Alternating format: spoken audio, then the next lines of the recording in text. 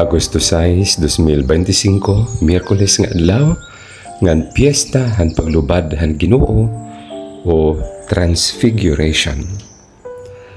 Pagbasa tika ng Ebanghelyo sumala kan Lucas kapitulo 9, bersikulo 28b ngada 36. Iginupod niya hira Pedro, Juan ug Santiago, ngan sinagkahirahin bukid para hin pag-ampo.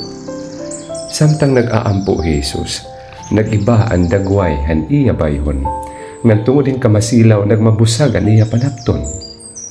Hagilayon pinakita in duha ka tawo nga nagkikighimang raw ha iya. Hira Moises ug Elias adto, nga pinakita di langit nun nga himaya, nga nakighimang raw kan Jesus, may tungodan paagi nga diri maiha pagtutumanon niya hantuyo han Dios. Pinaagi niya pagkamatay dito sa Jerusalem.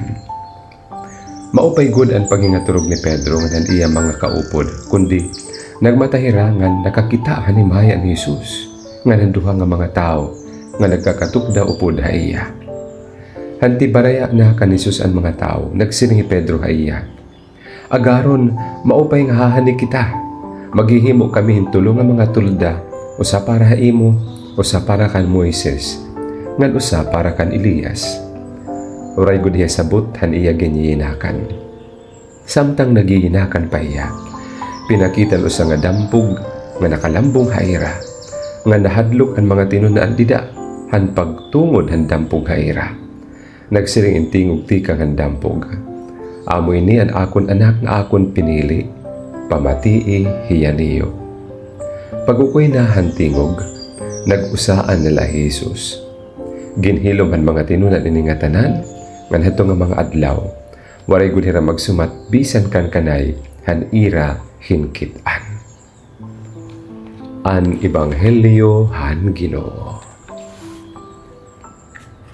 Amo ini an akon anak nga akon pinili, pamatii hiya niyo. Mopay nga takna hayo mga kabugtuan, ngan welcome na liwat haton programa, Pulong han Kinabuhi.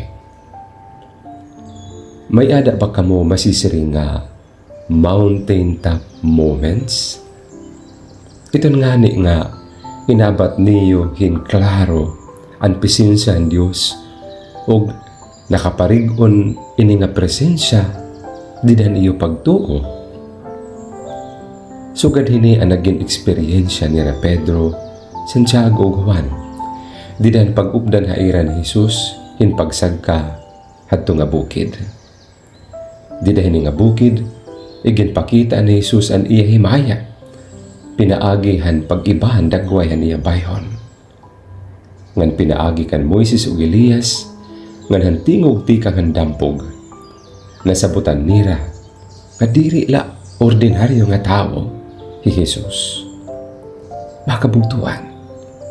Sigurado gud nga nakapakusog ini han ira pagtuo ha iya. Ngan maupay ini nga balatian. Diba? Salit, pwede ni tawagon nga mountaintop moment. Ngan tungod ini nga kamaupay ni nga balatian, karuyag nira magpabilin nila hira didto. Pero dire kay may ada iba nga katuyuanan ang Dios, didahan iya pagpakita han iya himaya. Ginaandam niya mga tinunan han makuri nga dalan, nga diri maiha kahuman hadto nga panitabo iya paglalaktan.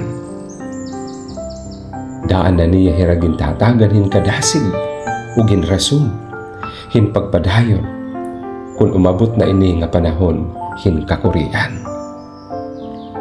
Mga kabugtuan, pababayan ba kita ang Diyos ha aton mga kasakitan ug kakurian? Diri, di ba? Pero karuyag sidngon ba hini nga kukuhaon niya iton aton mga kasakitan. May kunta, pero diri liwat.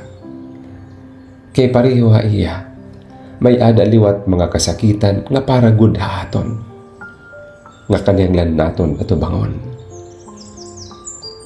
May ada ako iton, may ada ka, may ada ka mo.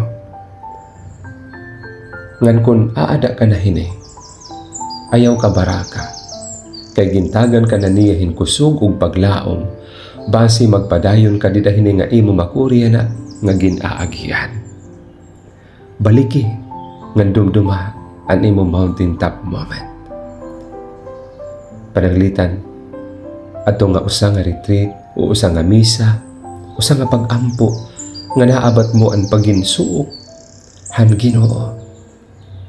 Baliki iton, dumduma, kapti nga. Kaya dahiton, iginpakita niya haimo ang kamatuuran nga tinuod iton Dios, nga niyain maluluyon ug mahigugmaon. Dahiton, nakapasarig ini haimo, nga tinuo ka, nga bisan kun may ada krus, may ada himaya. Bisan kun may ada kamatuuran, may ada pagkabanaw. Oo, amo ini ang mensahe ang transfiguration. Yan ang adlaw nga aton ginsasalinurog. Ang Ginoo nagpapakita niya himaya para aton madara ini nga paglaom ngadto ha panahon hinkasakit. Amen.